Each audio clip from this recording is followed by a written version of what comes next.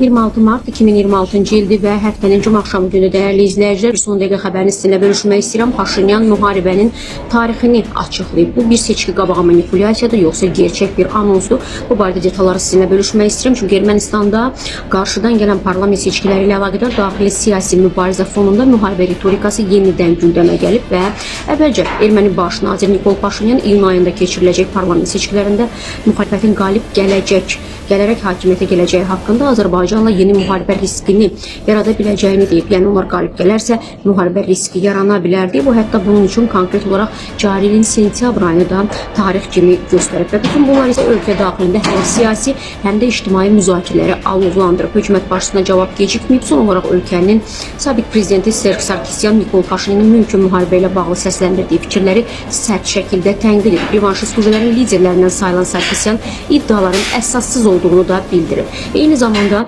onun nə gəldi danışırlar kimi ifadələrlə çıxış etməsi isə İrəvanda siyasi ritorikanın getdikcə daha da kəskinləşdiyini göstərir. Əslində bu real bir anons sayılırmı? Bir çox ekspertlər deyirlər ki, Ermənistanda seçki ərəfəsində ictimai siyasi proseslərin qızışması gözləniləndir və hakimiyyət uğrunda mübarizədə də iddiaçılar cəmiyyətə fərqli mesajlar ötürməklə elektoratı öz tərəflərinə çəkməyə çalışırlar. Burada da əsas məqamlardan biri müharibədir. Çünki bu prosesdə xarici faktorlar, xüsusən də Rusiya faktoru rol oynamaqdadır. Üzdə olan qüvvələr nisbəti Paşinyanın xeyrinə olsa da daxili və xarici amilləri nəzərə almaqla hadisələrin rəvan getdiyini söyləmək mümkün deyil. Bu da gedişatda indi Paşinyanın dediklərinin blef yoxsa real bir anons olduğunu göstərəcək dəyərli izləyicilər. Sizdən isə şərhlərdə öz fikirlərinizi bu mövzu ilə bağlı yazmanızı rica edirəm.